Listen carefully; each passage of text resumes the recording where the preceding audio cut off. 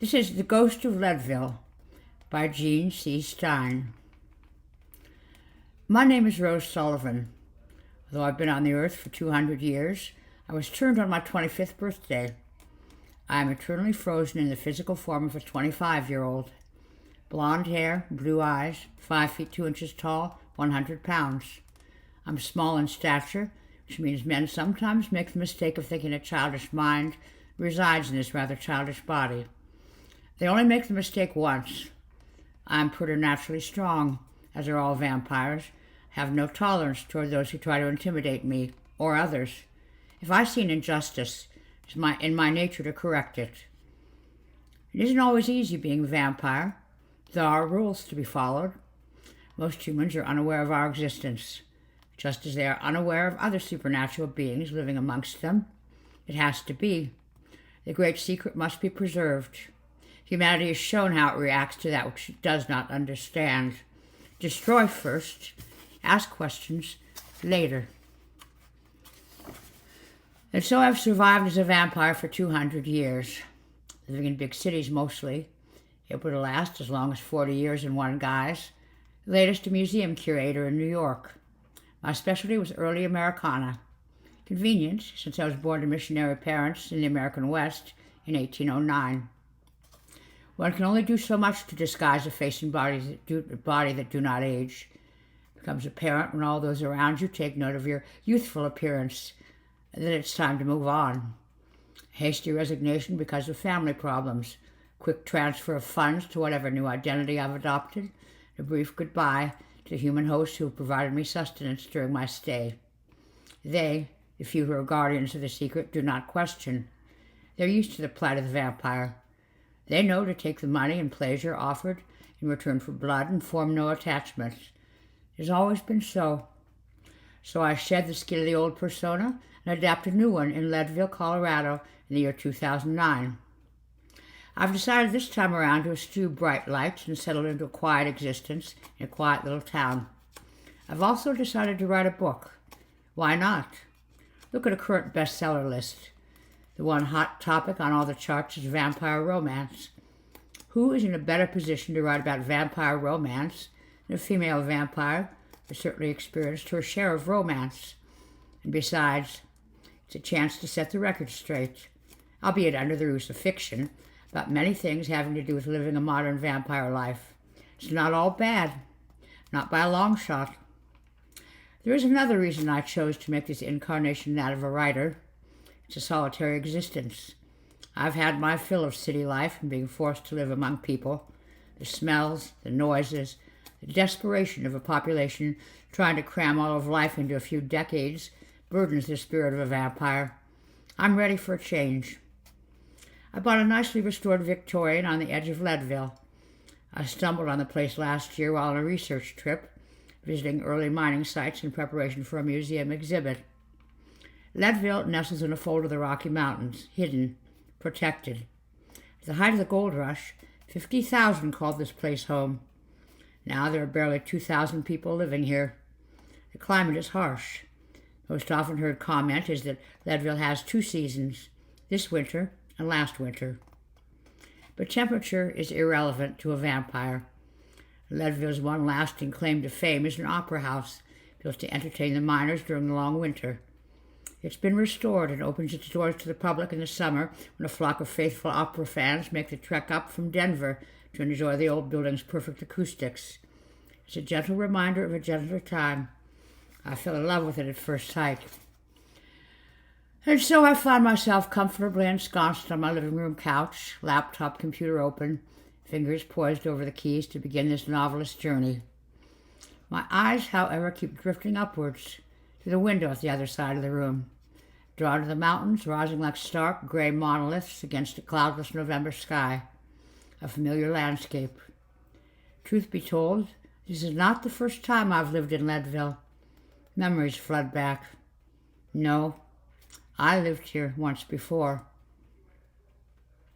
Leadville, 1884.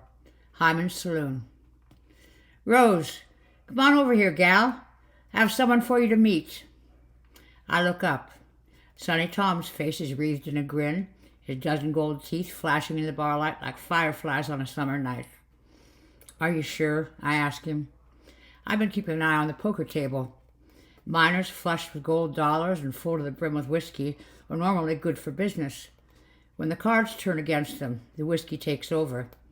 Bullets are never good for business. At this moment, both the whiskey and the cards are turning against one youngster new to both." I raise an eyebrow at Tom. This could turn ugly. He shrugs. "You pay for his drinks?" I nod. "Then fuck him. This is more important." My gaze sweeps over the slight figure of a man standing beside him. Sonny Tom is 6 feet tall, 200 pounds. The stranger with him is maybe 5'10", 140 pounds. He's dressed like a dandy, striped pants, white shirt, cravat with a diamond stick pin that winks at me as I approach. Has a hat in his hand, big Colt revolver on his hip. He watches me with a predator's eye. He's even-featured, with a square chin, light brown hair, full mustache. Not bad looking. Must be a big spender if Tom is sending him to me. I tilt my head, taste the air around him. He's sick. Consumption. Hovers about him in a bilious cloud. I hold out my hand. "Rose." He takes it, brings it to his lips. "Doc Holliday, ma'am. Pleased to meet you." Sonny Tom probes my head, waiting for the connection to be made. I lift a shoulder in a half shrug, which prompts an exasperated, "Doc Holliday. You don't know the name? How about Doc Holliday? That ring any bells?" Tom turns his smile back on Doc Holliday. "I will leave you in Rose's most capable hands. Have a very good evening." He saunters away to take my place near the poker table, winking as he passes. "Have fun." With a consumptive, Thomas passed before I could skewer him with a properly caustic reply. He runs the saloon. I run the girls who work it. There are only two people who know the truth of our relationship, Sonny Tom and me. We're both vampires. Running a bar that specializes in whores and whiskey keeps us both in what we need, human blood. He set me up tonight with a consumptive. It's not the illness I resent. Vampires are impervious to human disease. It's the taste of the blood. My shoulders bunch a little at the prospect, but I put on a sweet smile and take my place beside Doc at the bar. He half turns toward me. The diamond in his neck catches and reflects the light in a rainbow burst. I reach up and touch it with the tip of a finger. "Nice bauble, Mr. Holliday." His smile is tinged with bitterness and regret. A gift from my mother before she died. Unfortunately, not the only thing she left me. He's looking down the bar and with a flick of a finger summons the barkeep. Holliday orders whiskey for himself, turns to me. "What will you have?" "Gin." I tap a finger on the bar. Sam has worked with us for 20 years. He interprets my order with a nod and a grin. He turns his back on us and pours. I touch Holliday's hand. "What brings such a famous person to Leadville?" "I guess you could say my mother." This time there's no mistaking the irony heavy in his tone. He reads the question in my eyes. He shakes his head, but the hard lines of his mouth soften. "The climate. I've been told it's better for one who suffers with consumption to live in a dry climate." An honest answer. My eyebrows lift in surprise. It's only in the last few years that consumption has been found to be infectious. Yet he says it openly. Maybe because I'm only a whore, bought and paid for, the answer is of no consequence. The health of his wallet is all I should be interested in.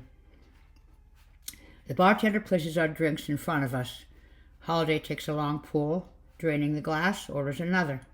I sip at my drink. It's only water. I learned long ago to keep a clear head when working. Alcohol goes directly into a vampire system. We are susceptible to its effects as humans. Took an unexpected and unprovoked attack from a drunken miner to teach me that lesson. Vampires are not easily killed, but we feel pain.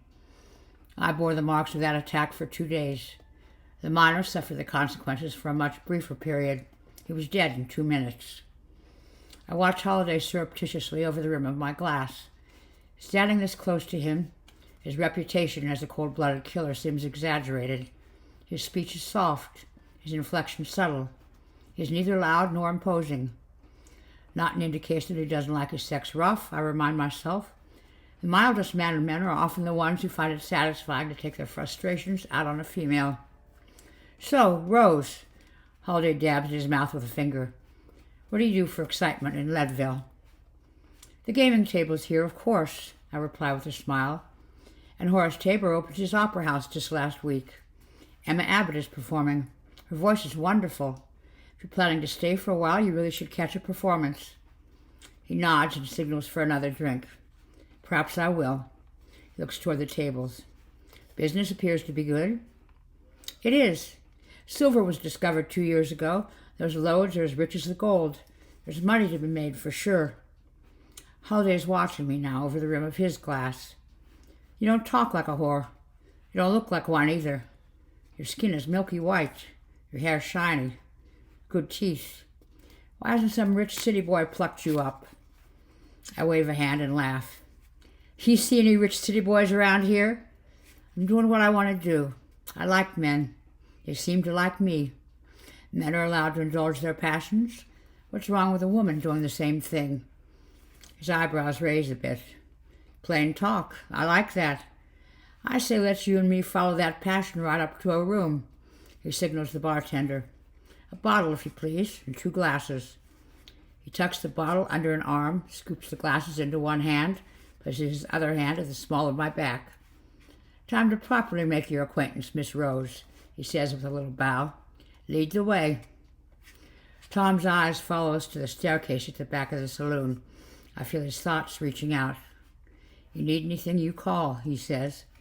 I smile at him over my shoulder. You watch out for the other girls. Trixie should be back down in 15 minutes. Annabelle just went up. Those 2 minors in the corner have monopolized Jeanne and Kate far too long. If they aren't ready to pony up for a fucking 10 minutes, kick 'em out. He grins and throws me a salute. Yes, sir. How long should I give you and Doc? Put my arm through Holliday's. As long as it takes. My room is at the back of the hallway facing Main Street. Has big windows that are left open nearly year-round. The cold doesn't bother me. The bracing smell of air heavy with snow flushes out the human smell of sweat and semen that often permeates these walls. Holliday crosses right over to the windows and pulls them shut. Damn, woman, it's cold in here. Don't you feel it? No, the vampire answers. The human answers. I forget sometimes to close the windows. Here, I'll stoke the fire. Be warm as a spring day in a minute. He holds up the bottle. Good thing I brought a little something to help heat us up. He pours 2 glasses and hands one to me. I pretend to take a sip, place the glass on the table next to the bed. I know better ways to heat our blood, I say, straps of my gown down over my shoulders. His eyes follow my movements.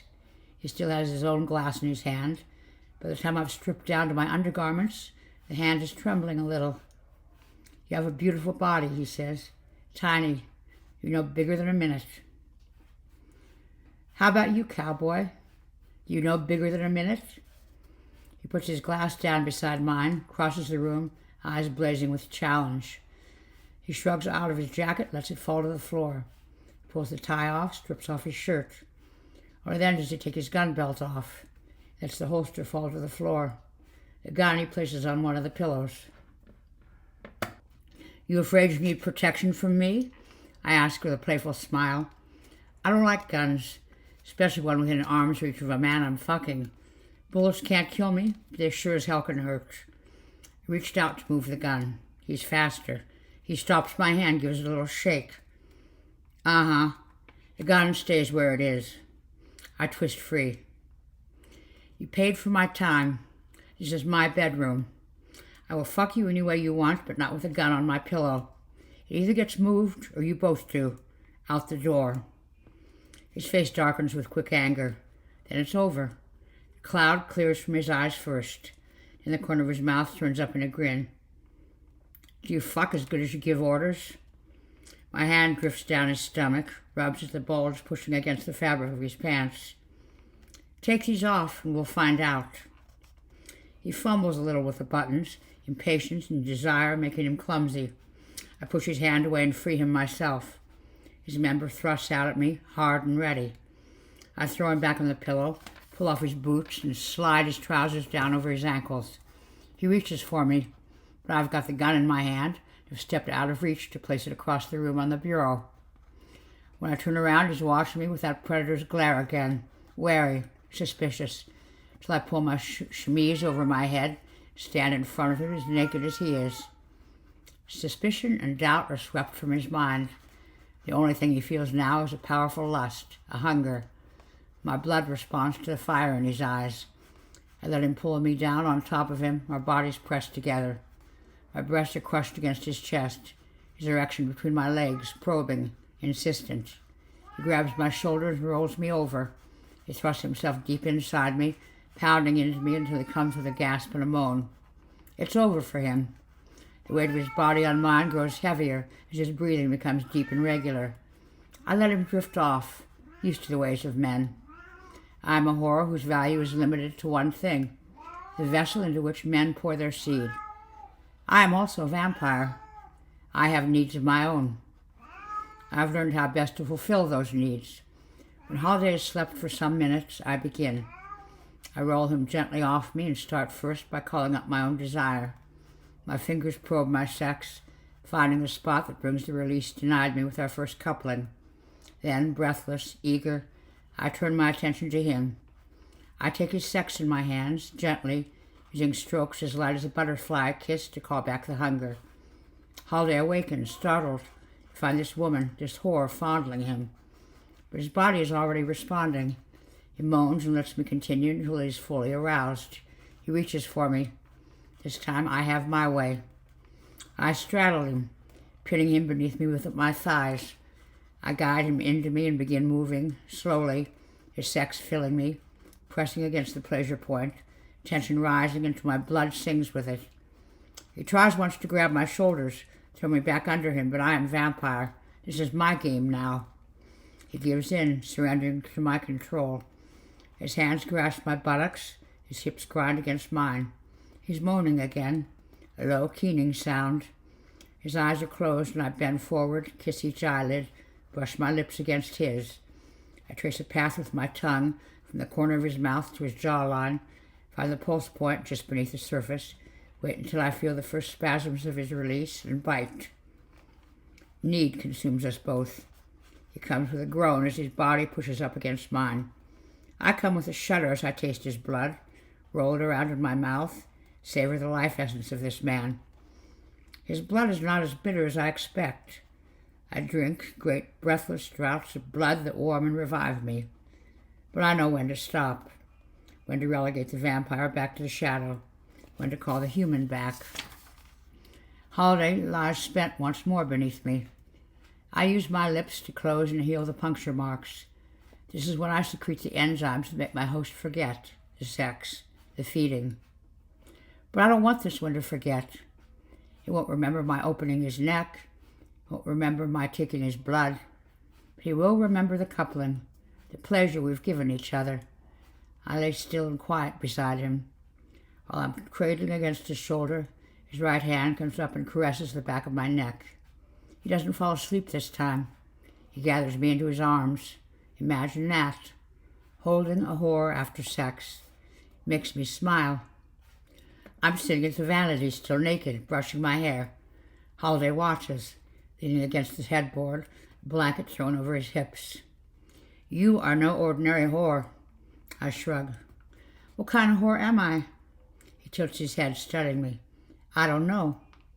He throws off the blanket, comes to stand behind me, takes the brush from my hand. He draws it gently through my hair. He leans towards me. I feel his sex press into the small of my back. Are you ready to go again so soon? He lays the brush down, puts his hands on my shoulder, pulls me up. If you did what you did before, I may never want to leave this room. He is smiling. For a moment, I see the younger, healthier man he must have been before illness and the fortunes of life claimed him. A startling thought flashes into my head. He could be that man again. I could make it happen. I could make him forever young and healthy. I could make him vampire. I feel him watching me. I've never done it before, made another like me. Would he want it? His hands cup my face. What are you thinking? A rap on the door brings me back to the present with a little jump. I stand back and away from Holliday and snatch up a robe. Yes? There's someone here says he's looking for Doc Holliday. Sonny Tom's voice carries through the thick door. His thoughts project even better. This could be trouble. Holliday reaches for his trousers. Got a name? I've crossed to the door, pulled it open. Sonny Tom steps inside. Says his name is Billy Allen. Says he's gunning for you. Name mean anything? A frown pulls at the corner of his mouth. Yeah, name means something. He shrugs into his shirt, tucks it into his trousers, straps on the holster. He grabs the gun from the top of the bureau, spins the chamber, slips it into the holster in a single fluid motion. You don't have to go down there. There's a back entrance. Tom could show you and you could be out of town before Allen knows you're gone. Holliday shakes his head. No. The answer sends a spark of irritation burning through me. Why not? Why risk dying? His expression this time is one of amused indulgence. He chucks my chin. I am dying, lady. Consumption, remember? What if you didn't have to die? What are you doing, Rose? Tom's voice in my head is sharp-edged and heavy with disapproval. Holliday is at my vanity, smoothing his hair back from his face, straightening the diamond tie pin at the neck of his shirt. We all have to die, Rose. I prefer to do it with my boots on. He turns toward me and smiles. How do I look? Good. You look good. He takes another step closer, close enough to lean down and brush his lips against mine. Keep that bed warm. I reckon to be back. Then he's gone, Tom on his heels. Tom doesn't leave without a parting shot. He pauses at the door, grins back at me. He must be one hell of a fuck. I push the door closed at his back and scramble for my clothes. There are too many of them with too many hooks and too many buttons. I give up, wrap the robe around me again, and cinch it with a sash. Barefoot, I run into the hall. The retort of the gunshot reaches me at the top of the stairs. I race down in time to see Holliday leaning over the edge of the bar. In 2 seconds, I'm at his side. Billy Allen is on the floor, his right arm bloody. He's yelling and clutching at his arm, his face twisted in pain and fear. Holliday stands over him, pistol cocked, and takes aim. No! Put my hand on his arm, tug. If you kill him like this, it's cold-blooded murder. If you stop now, it's self-defense. You have a fighting chance with a jury. I recognize in Holliday's face a feeling I'm well acquainted with, the bloodlust, when adrenaline is hot in your veins and the need for satisfaction swallows up your humanity. But I'm not sure he heard or understood what I said. His heart is pounding with such force. I feel it deep in my own chest. The crowd in the saloon has grown quiet. The only noise is the sound of sobbing from Billy Allen. Holliday remains poised over him. He glances down at me.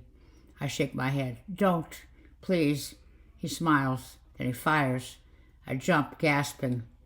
There's a strangled cry from Billy Allen that continues to grow in volume until, as one, all of us take a step forward to look.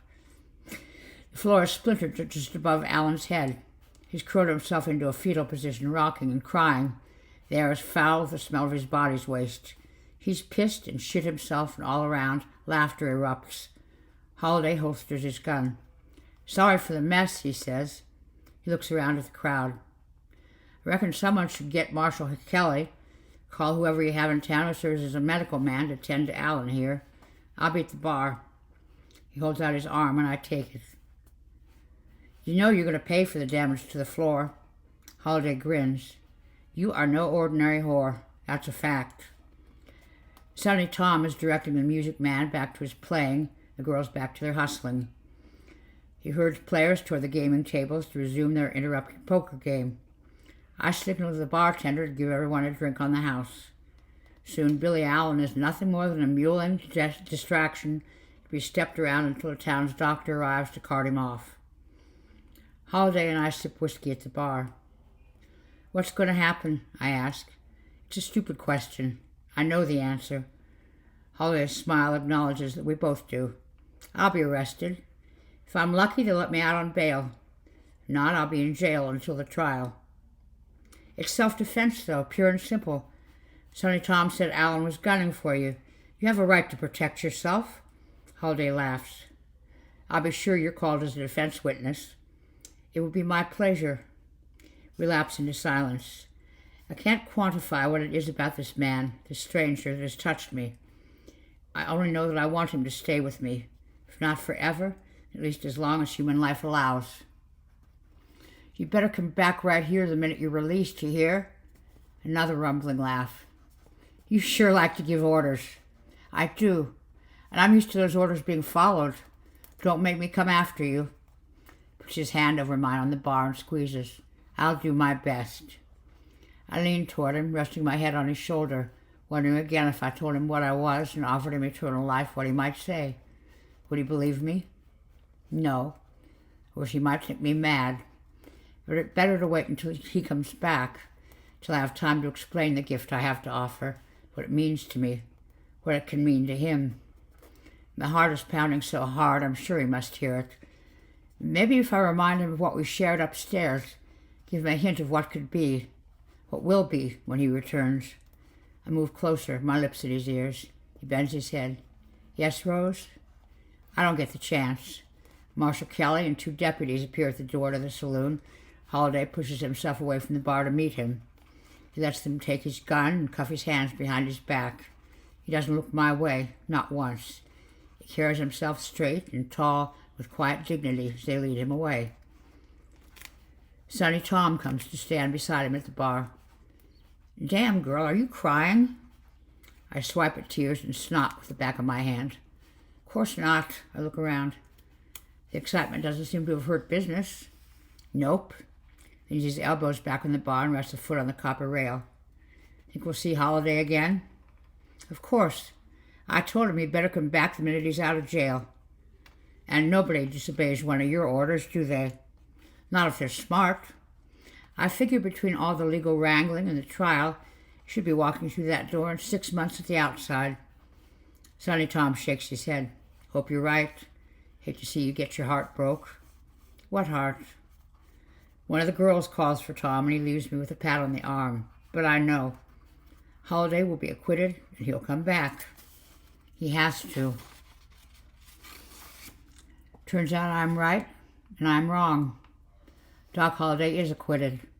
A jury agrees that Billy Allen spent the morning he was shot walking up and down Main Street, telling everyone he was out for Holliday's blood. The reason it would have been foolish on Holliday's part not to be prepared to counter force with force. But I'm wrong about something else. I'm wrong about the most important part. I'm wrong that Holliday will come back to me. He never does. For some weeks I follow his story in the newspaper, how during the trial Holliday's health deteriorated, how when it was over he headed south for Glenwood Springs to partake of medicine waters found there that are said to relieve the suffering of consumptives, how somewhere along the way he picked up a traveling companion. At that point I stopped reading the stories, stopped waiting for him to appear, stopped making plans for when he does. It's finally clear that whatever we shared those brief hours 6 months before meant far more to me than it did to him. Suddenly Tom and I continue to run our saloon. We know it won't be long before we have to move on. The silver veins are petering out and the prices are falling. In preparation, we begin hoarding more and more of our take. On November 14, 1887, I come downstairs to find Sonny Tom having breakfast at his usual table. The Leadville Carbonated Chronicle spread out in front of him. His hand stills and his eyes grow round as he reads. I pour myself a cup of coffee and come round to join him. What's wrong? He looks up at me, pity reflected in his expression. It's an emotion quite alien to his usually gruff nature. I raise an eyebrow in surprise. He turns the paper around so I can see what sparked the reaction. It is Doc Holliday's obituary. I thrust it away. I don't want to know. Sonny Tom takes the paper back. You should at least hear this, he says it aloud.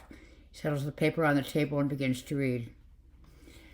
There is scarcely one in the country who has acquired a greater notoriety than Doc Holliday, who enjoyed the reputation of being one of the most fearless men on the frontier, whose devotion to his friends in the climax of the fiercest ordeal was inextinguishable. It was this, more than any other faculty, that secured for him the reverence of a large circle who were prepared on the shortest notice to rally to his relief. He meets my gaze across the table. He was a good man. It's all right to grieve. No, I won't grieve any human. It's pointless. They die. We do not.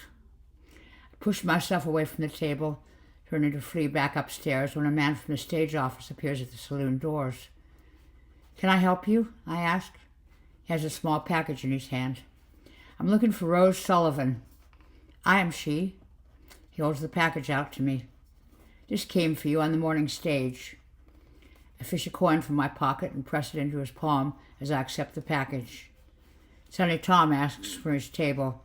"Sir, would you like a drink?" I don't wait for the answer.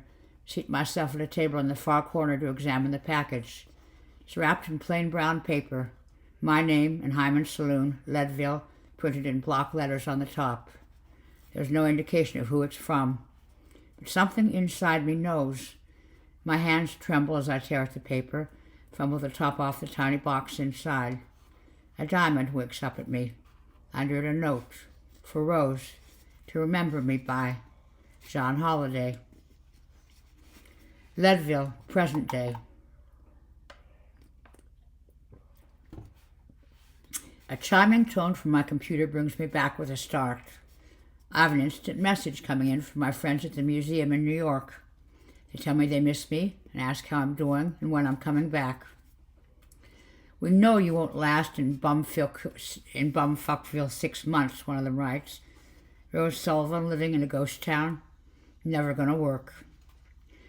My fingers play with a small diamond pendant I've worn around my neck for over 100 years. Holliday was the first and only man I ever considered offering immortality. If he'd come back after his trial, maybe he'd be seated beside me right now, adding his own words to mine. My face is wet with tears I haven't shed in as long. I'm surprised how the memory of a man I knew only a few hours has power still to touch me. Or is it this place? Is coming back here a mistake? Deep inside, I know it's not. My fingers begin to move over the keyboard. Doc Holliday is here with me. I hear his voice, see his face, and the words flow. This will be more than a novel. This will be the way it could have been. This will be our story. Author's note. I've telescoped time and circumstance to fit the story. Doc Holliday spent most of the last years of his life in Leadville, Colorado, before dying in Glenwood Springs in 1887. The shooting of Billy Allen, the opening of the Tabor Opera House, Hyman's Saloon, were all part of the Leadville Holliday would have known during his stay. I've taken the liberty to reorder time so that what actually took place over years took place in one. Holliday always wore a diamond stick pin given him by his mother. When he died, the pin was found in his effects. The diamond was not.